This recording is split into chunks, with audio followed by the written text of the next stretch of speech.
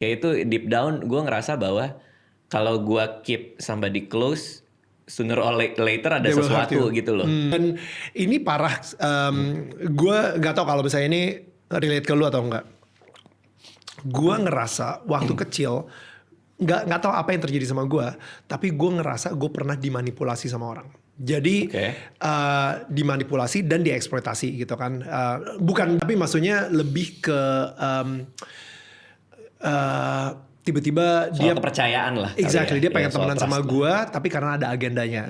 Sehingga dan itu ketika lu udah jadi tenar, lu akhirnya mikir apakah semua orang pengen temenan sama gue karena gue ini emang asik dan kita bisa berteman, atau mereka pengen cuman temenan sama gue karena gue terkenal. Ada agenda itu gitu untuk pansos lah atau whatever. Apapun lah ya. Exactly. Nah, jadi akhirnya di situ orang tuh nggak akan pernah bisa deket sama gue. Yang tadi gue bilang ada veil tersebut. Ketika kita udah mulai semakin deket, tiba-tiba guenya menjauh. Karena guenya ngerasa, nih kalau misalnya gue makin deket nih, yang ada gue akan utang budi sama dia. Dan suatu saat, seperti dengan hubungan gue yang lain-lain, dia akan minta sesuatu dari gue. I see. You know what I mean? Like dia pengen deket sama gue supaya gue bisa ngerasa utang budi sama dia, sehingga gue akhirnya bakal harus ngebayar suatu saat nanti gitu. Oke, lo jadi lebih kayak penolakan untuk dimanipulasinya ya. Betul. Karena you can see the agenda anyway juga kan. Kadang-kadang tuh ketahuannya dari teman yang lain tuh. Lo tau nggak kemarin tuh dia ngomong kayak gini soal lo. Ya mungkin dari situ juga kali. Mungkin. Mungkin. Kalau gue tuh lebih ke fear of getting hurt sih menurut gue.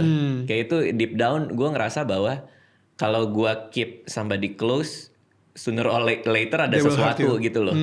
Makanya gue sama istri gue bisa percaya, mungkin Anissa Aziza itu satu-satunya manusia yang paling gue percaya di dunia ini, karena gue ngebuka apapun buat dia gitu. Tapi sedih gak sih? Kayak sedih sih.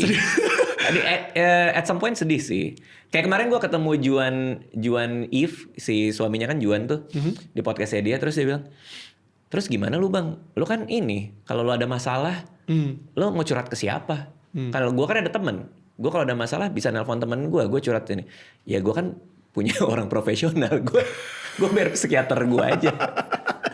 Kalau gue ada masalah, ya gue ke psikiater gue aja. Gue tinggal datang 1 jam, selesai masalah gue. Wow, selain ChatGPT ada lagi nih. Ada lagi yang dibayar. Dr. Jimmy, shout out Dr. Jimmy, psikiater gue.